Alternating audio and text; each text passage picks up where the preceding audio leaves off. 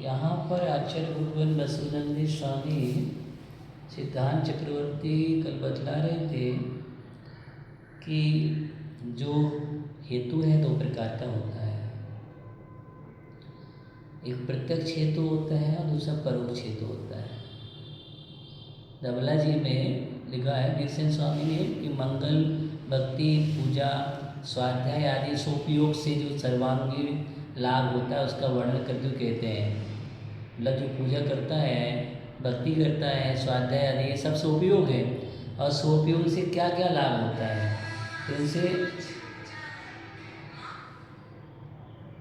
इनसे बहुत लाभ होता है। और इसमें दो प्रकार से हेतु बतलाए थे धवला जी में।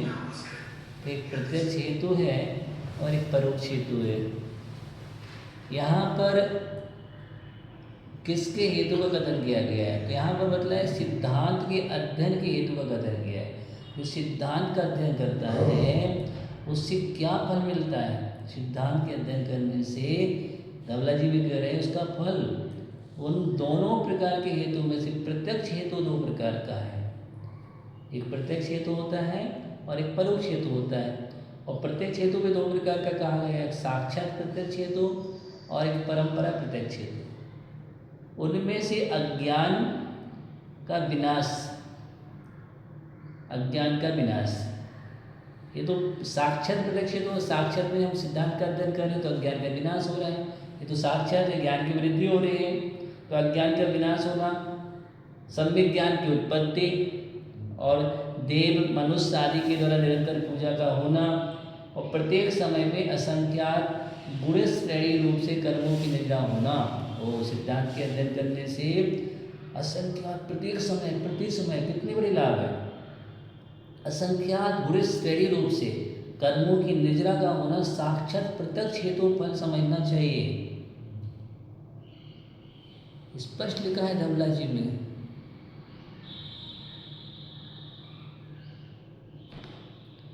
शंका की गई कर्मों की असंख्यात बुरे श्रेणी रूप से निद्रा होती है, ये किसके प्रत्यक्ष है, तो ऐसे संकट क्योंकि सूत्र का अध्ययन करने वालों की असंख्यात गुण श्रेणी रूप से प्रति समय कर्म निद्रा होती है, यह विषय अवधिज्ञानी और मना ज्ञानियों को प्रत्यक्ष रूप से उपलब्ध होता है। शिष्य प्रति शिष्य आदि के द्वारा निरंतर पूजा जाना परंपरा प्रत्यक्ष हेतु है, ये परंपरा से प्रत्यक्ष हेतु है। परोक्ष हेतु भी दो प्रकार का होता है, वह एक अभ्युदय सुख रूप में है और दूसरा निःशेष सुख है। सातवेदनी आदि प्रशस्त कर्म प्रगतियों के तीव्र अनुभाग के उदय से उत्पन्न हुआ। इंद्र है, पितिंद्र है, सामानिक है, आदिदेव संबंधी दिव्य सुख, चक्रवर्ती, बलदेव, नारायण, अर्धमंडी, मंडलिक, महामंडलिक, राजाधिराज, महाराजाधिराज, परमेश्वर आदि परम ये मनुष्य को आदि मनुष्य सुख को अभ्युदय सुख कहते हैं। ये जितने भी सुख है ना, चक्रवर्ती या इंद्र आदि के सुख हैं, ये सब अभ्युदय सुख कहलाते हैं और विशेष सातावेदी कर्म के तीव्र अनुभाग से उत्पन्न होता है। तो ये भी फल मिलता है सिद्धांत के अध्ययन करने से। और मोक्ष सुख निःश्रेयस सुख कहलाता है, वो प्राप्त होता है। इस प्रकार एक कल सिद्धांत का अध्ययन करने से क्या फल प्राप्त होता है, ये कल यहाँ पर बात निकली थी, बहुत अच्छी बात निकलेगी। बाकी उसके बाद दर्शन करने का फल कल बतला दिया था कि दर्शन करने का फल क्या है, तो हम पढ़ते हैं दर्शने जिनेन्द्राणाम साधनाम बंधने च नाचिरम तिष्ठते पापम छिद्रस्ते तोदकम। इनमें का दर्शन करने से जिस प्रकार छिद्र सहित हाथों में जल, अगर हम अंजलि पानी जल ले लें चुल्लू भर के तो इसमें कितने समय तक रहेगा, और नहीं टिकता नहीं है, हाथों में जल बहुत समय तक नहीं टिकता है। इसी प्रकार जिनेन्द्र देव के दर्शन और साधुओं की वंदना, जिनेन्द्र देव का दर्शन और साधुओं की वंदना करते से पाप लंबे समय तक नहीं ठहरते हैं, बहुत जल्दी उस पानी की तरह झड़ जाते हैं, निकल जाते हैं। वीतराग मुखम दृष्टा पद्मराग समप्रभम नैतियन कृतम पापम दर्शने विनश्यति। पद्मराग मणि की प्रभा के समान वीतराग भगवान को देखकर अब यहाँ दर्शन करने के बतलाया कि मुख सबसे पहले वितराग मुखावलोकन, वितराग भगवान का मुख देखकर, पहले मुखावलोकन होता है, उसके बाद मुख देखने के बाद फिर हम चरणों से वंदना करते हैं, चरण स्पर्श करते हैं। बिना मुख देखे चरण कैसे स्पर्श कैसे कर लोगे? सबसे पहले तो मुख वितराग मुद्रा का दर्शन होता है, उसके अहो मैं धन्य हो गया, वितरागता के दर्शन के धन्य हो गया। और मुद्रा को देखते हैं, ऐसे भाव जगते हैं, फिर हम चरणों की वंदना करते हैं।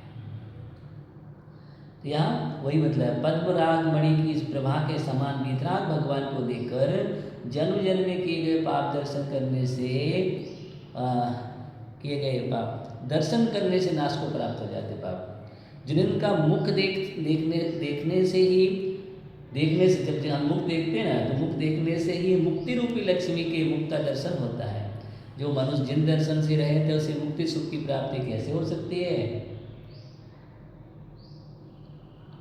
वही यहाँ बताया था, जो मनुष्य प्रातः काल लक्ष्य पदार्थों देने कर्म के समान बल्लो समान कांति वाले, अब मुख दर्शन कर ले, मुख दर्शन करने के बाद चरणों की वंदना करेगा तो जिन का हमारे वो दर्शन करता है। तो वह लक्ष्मी क्रीड़ा ग्रह, पृथ्वी का कुल भवन, कीर्ति का हर स्थान, सरस्वती का प्रीति ग्रह, विजयलक्ष्मी का महान क्रीड़ा निधान का समस्त महोत्सवों का द्वितीय भवन होता है। जिनन देव के समीचीन दर्शन से मनुष्यों के अनेक जन्मों पारित पापों का नाश होता है। इसलिए सबसे दर्शन करने क्यों कहा गया है कि प्रथम सबसे पहले भगवान का दर्शन करो। प्रात रुताय कर्तव्यम देवता गुरु दर्शना, ये उपासक संस्कृति है और ये निर्देश दिया गया है।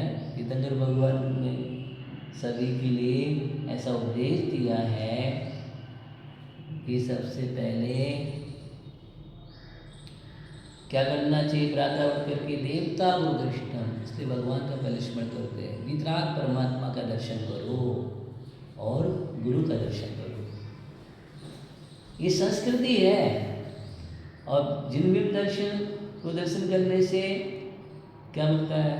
सम्मित की प्राप्ति होती है। सम्मित में कारण है कितने सारे पाप नष्ट होते हैं, पाप क्षय होते हैं। जिन्हें देव समीचीन दर्शन से मनुष्य अनेक जन्मोपार्जित पाप का, कई जन्मों से उपार्जित पाप नहीं उसका नाश होता है। और दर्शन करने वाला पुरुष मंगल में सुख की राशि एवं स्वर्ग और सुख मोक्ष का स्वामी होता है।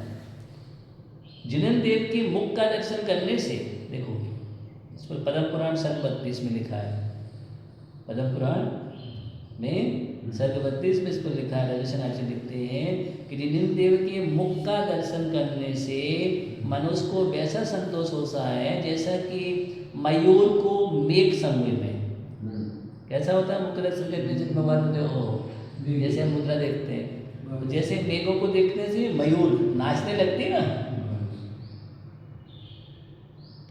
बहुत हर्ष होता है। तो मयूर को मेघ समूह में, कोई बिछड़ा हुआ बंधुजन, तो बिछड़े हुए को, कोई बिछड़े हुए को बंधुजन में, कोई बिछड़ गया बंधुजन, तो अगर वो उनका समागम हो जाए, तो कोई प्यास से पीड़ित है उसको जल मिल जाए तो जल की प्राप्ति में, कोई रोगी है उसको स्वस्थता मिल जाए तो रोगी की वो स्वस्थता में, और दृष्टिहीन जिस आँख नहीं है जिसके पास उसको आँख मिल जाए, और दृष्टिहीन को नेत्र प्राप्त करने में होता है जैसा, ऐसे भगवान के मुख का दर्शन करने से वैसा संतोष पद्म पुराण सर्ग 32 में लिखा है। और क्या लिखा है देखिए कि दर्शन करने का विचार करने से, सोचने मात्र से, गमन करने प्रारंभ करने से, गमन करने से, भगवान का मुख का अवलोकन करने से क्या फल प्राप्त, क्रमशः बतलाया, क्रमशः ये लिखा है वहाँ पर पद्म पुराण में, ये जिन्हें दर्शन का विचार करने से मनुष्य एक उपवास का, जैसे भगवान के दर्शन करने का विचार आता है तो एक उपवास का फल मिलता है विचार करने वास्ते, मुझे भगवान के दर्शन करना है और प्रातः उठ के मैं दर्शन करूँगा। जब तक वितराग मुद्रा को ना निहार लो मेरा मंगल नहीं होगा। सबसे बड़ा मंगल वही है, एक उपवास का फल। और मंदिर के लिए उद्यम करने से 2 उपवास का फल मिलता है, नहीं मुझे मंदिर जाना, उद्यम करने की है। और गमन प्रारंभ करने से, गमन कर प्रारंभ नहीं किया है, उसे 3 उपवास का फल मिलता है। और गमन कर रहा है, उसको 4 उपवास का फल, मंदिर जा रहा है, ठीक है ना। और जिन बिंब के मुख का दर्शन कर, सीधा मुख का दर्शन आ गया, स्पष्ट है। जिन बिंब के मुख का दर्शन कर, और किसी ने मुख का दिया चाहिए, जिन बिंब के मुख का दर्शन कर 1000 वर्ष के उपवास का, कितने 1000 वर्ष के उपवास का फल मिलता है। मुख का दर्शन करने से 1000 वर्ष के उपवास। और स्तुति करने से, भगवान के मुख का दर्शन किया और तभी तो आप स्तुति करेंगे मुद्रा को देख करके। तो पहले मुखावलोकन दर्शन होगा, उसके बाद फिर आपके अंदर से स्तुति अपने आप, जयति भगवान हिमा मुजा प्रचार विजय मूर्ता, भगवान जय हो हैं। तो उसके बाद स्तुति करना प्रारंभ होते हैं। तो स्तुति करने से अनंत उपवासों का फल प्राप्त होता है। इस प्रकार पूजन फल का वर्णन किया, यहाँ पर पूजन फल का वर्णन चल रहा था, उसका वो वर्णन यहाँ पर हुआ है। आगे अब आगे बतला रहे यहाँ पर जिन मंदिर एवं प्रतिमा बनवाने का फल। जिन मंदिर बनवाता है, प्रतिमा बनवाता है, विराजमान करता है, उसको क्या फल मिलता है। तो आचार्य भगवान यहाँ पर दे रहे हैं, कुत्थुम वरदल मेते जिड़ भवणे जोठ बीजड़े पड़िमम सरिसौमित बिलहि सोनरो तितरे पूर्णम जो पुणिजिनिंद भवडम समुन्नयम परितोरण समग्रम निम्मा वैतस्य फलम कोसक्कै वर्णियम शैलम। जो मनुष्य कुंथु भरी, कुत्थुम भरी का मतलब धनिया, हाँ कुत्थुम भरी मतलब धनिया, धनिया के दलमात अर्थात पत्ते के बराबर, धनिया के पत्ता होता है ना, उसके पत्ते के बराबर जिन भवन बनवाता है। इतना तो एक पुण्य की महिमा बतला रहे कि पत्ते के बराबर जिन भवन बनवाकर उसमें सरसों के बराबर भी जिन प्रतिमा को स्थापित करता है। तो इतने प्रमाण मंदिर और इतनी सरसों के बराबर जिन प्रतिमा को स्थापित करता है, तो वह तीर्थंकर पद पाने के योग पुण्य को प्राप्त करता है, इतना पुण्य प्राप्त करता है। तब जो कोई अति उन्नत और परिधि तोरण आदि से युक्त जिन भवन बनवाता है, उसका समस्त फल वर्णन करने के लिए कौन समर्थ है। आचार्य योगेंद्र देव ने सावय धर्म दोहा ग्रंथ में लिखा है, जिन भवणियम कारावीयम लब्भै सग्ग विमाणु अहिटिक्कै आरहिण्यम होई समाही ठाणु। सावधान दुआ में 193 नंबर का दुआ है। वहाँ लिखते हैं कि जिन मंदिर बनवाने से स्वर्ग विमान मिलता है और आराध की टीका यानी सहायता करने से समाधि में स्थिति होती है। जो जिन मंदिर को धवल करवाता है, क्या कह रहे हैं, जिन मंदिर को धवल करवाता है, मंदिर को धवल, हाँ सफ़ेद करवाता है, इसलिए मंदिर को धवल ही होना चाहिए, मुख तो धवल का ही उल्लेख है। जो मंदिर को धवल करवाता है अर्थात सफ़ेद करवाता है, उसका यश कहीं नहीं जाता, इतना यश फैलता है उसका। शरद काल से मिलकर चंद्र किरणों के समूह के समान जगत भर को धवल बना लेता है, अर्थात वह यश पाता है। इता जो धवला बैजिड़ भवड़ो तस जसु कहीं भी ना जाई शशि किरण यरु सरे मिलियो जगु धवड़ नहम बसाई। सावधान दुआ 193 में लिखा है, जो जिनवर की प्रतिष्ठा करता है उसकी जगत में कीर्ति फैलती है। पूर्ण चंद्र के गुणों के से प्रसार करते हुए उदधि की बेला को कौन रोक सकता है। जिन प्रतिमा स्थापित कराने से संसार से पार होता है, क्योंकि जल में गमन के लिए उद्यत पुरुष को तरंड डोंगा ही पार लगाता है। यथा जो पैठवई जिनबरी हम तसु पसरई जगू कित्ती, वही बेल पूर्ण शशि गुड़ई को बारे पसरंती। जिड़पणिवम कारावीयम संसार हम उतारू, गमठियम तरंडोवी अहिवाना पावई पारू। आचार्य जिनसेन ने पद्म पुराण पर्व 32 में लिखा है, बमनम यस्तु जैनेन्द्रम निर्माप्यति मानवा, तस्य भोगो सवासक्य के निभक्तु सुचेत सा। 172। जो मनुष्य सावधानी एवं बुद्धिपूर्वक जिन मंदिर बनवाता है, उसके भोगोत्सव का वर्णन कौन कर सकता है? अर्थात कोई नहीं। इतना भोगोत्सव होता है, कौन वर्णन कर सकता है उसका? अर्थात उसका इतना पुण्य संचय होता है। प्रथमां योजनेन्द्राणां कार्यत चिरादसौ सर्वोत्तम सुखम प्राप्त सह याति परमं पदम। जो मनुष्य जिन भगवान की प्रतिमा बनवाता है, वह शीघ्र ही सुर तथा असुरों के उत्तम सुख प्राप्त कर परम पद को प्राप्त होता है। और भी कहा है, तीनों कालों और तीनों लोकों में व्रत, ज्ञान, तप और दान के द्वारा मनुष्य के जो पुण्य कर्म संचित होते हैं, वे भावपूर्वक एक प्रतिमा के बनवाने से उत्पन्न हुए पुण्य की बराबरी नहीं कर सकते। एक प्रतिमा भावपूर्वक भी स्थापना कराई जिसने बनवा के। जिन मंदिर बनवाने से अनंत पुण्य का उपार्जन होता है, क्योंकि उसके माध्यम से अनेकानेक भव्य जीवों का कल्याण होता है।